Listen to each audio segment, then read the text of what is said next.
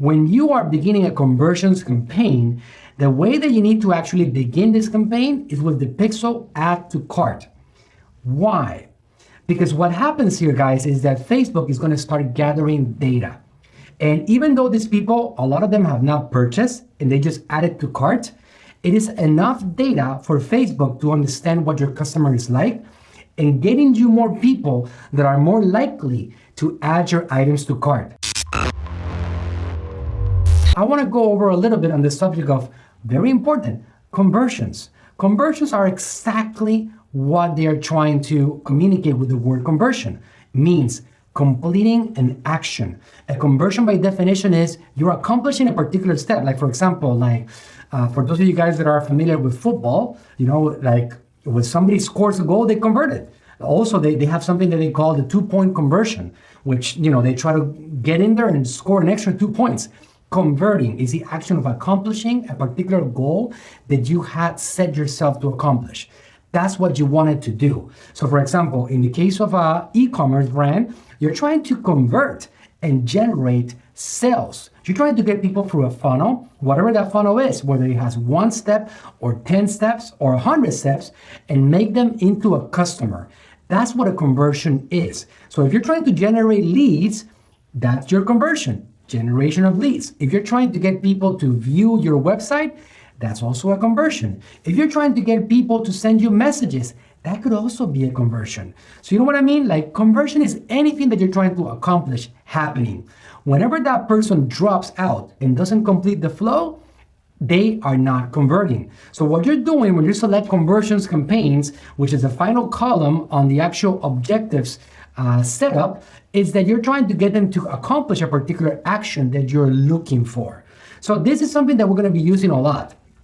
A lot of you guys that are e-commerce entrepreneurs, you have set this up correctly. You have your pixels on your websites, and you know that what you're trying to accomplish is people to go in there in those sites and complete certain actions, leads, purchases, anything that you have in mind when it comes to getting them to actually respond to your particular funnel.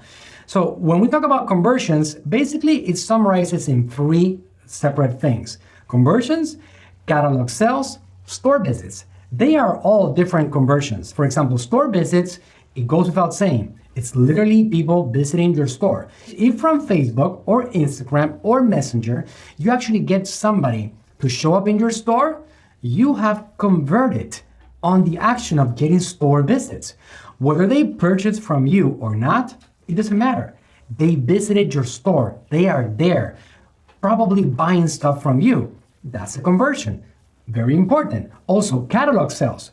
Catalog sales is based on something that we've mentioned before and covered slightly, just a little bit of it, because this is a whole world. On the catalog sales, it's a very powerful technology that has to do with dynamic ads based on people that are visiting your websites or activities that are going on your websites. So when you do that, you can actually do lookalike audiences. You can retarget people that visited your site. You can do cross-selling, upselling. You can do abandoned cart. You guys have probably seen that when you go to Amazon and you look at a shop, like a particular product, and you turn around and you open up Facebook, and that exact product is visiting you. Like, hey, here you go. There's a discount for this particular product. Come back to Amazon and visit us. Amazon is a master at dynamic ads, and a lot of companies do this effectively. I actually have set it up for any customer that I have that has an e-commerce brand. We always set this up because this is something that can get put on an automatic in which people are being retargeted consistently on Facebook and on Instagram and on Messenger, because now Messenger is getting a lot of traction when it comes to putting your ads in there. And again, just like riding the bicycle, guys, it gets better with time. So all you gotta do is get started and be willing to put some money behind it. And along the way, you're gonna probably fail a couple of times, and then you're gonna get better, and then fail again, and then get better. And sooner or later, you're gonna see that this thing is the right thing for you to do, because it's taking advantage of the power of the technology world. And the one that you're gonna be using the most is the one that we call conversions. Inside the conversion objective, the main one is conversions. Let's look what it says right here. Drive valuable actions on your website, app, or in Messenger. Really cool stuff, because even, for example, if you have a Shopify channel, You can sell directly on Messenger. So you can actually drive sales on Messenger from Facebook. Really cool stuff. And the way you do this is through the conversions objectives. If you want to generate leads, if you want to generate completed registrations for a webinar, if you want to generate purchases, if you want to generate a lot of people to view the content on your website, all of those actions, guys, the way you set them up is through the conversions objectives.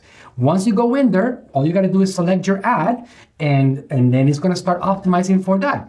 Like if you go here, I'm going to show you guys quickly how simple this is. I don't have the pixel fully activated yet, but you're going to see how simple this is right here. Right here on the website, once your pixel is set up correctly, do you see right here that the pixel, look at this example, the completed registration one that we set up on an earlier lesson for the actual webinar, it's already there and active. So you see how it's green?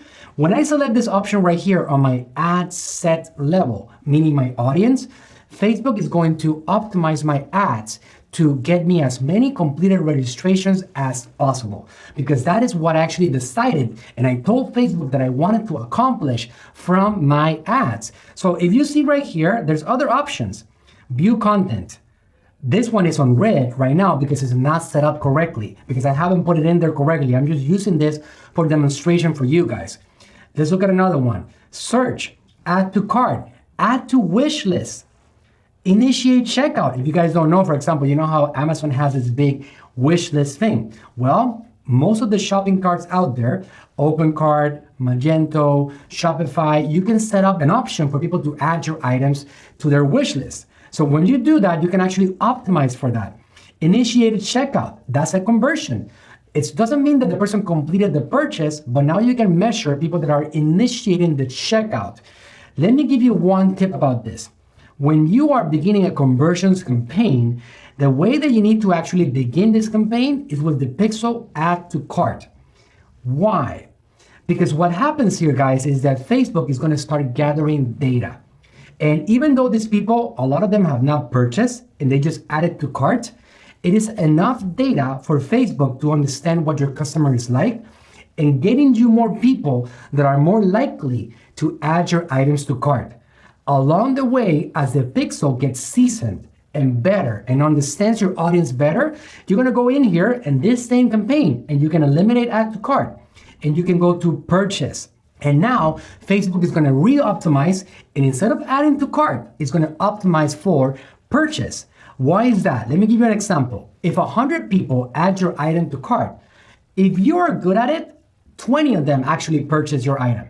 If you made it really simple. So when you do an add to cart, you get a much higher volume of people, which gives Facebook more data.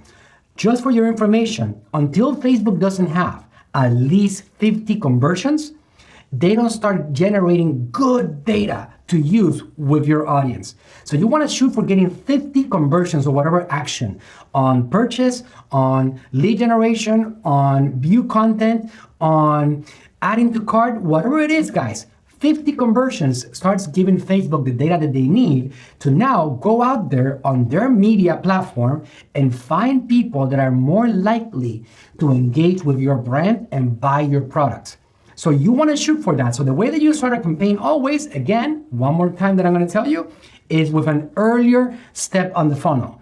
Before somebody completes the purchase, they have to add it to cart. So you start with this one and then you progress into purchasing. It's a big subject. It's a lot of science behind.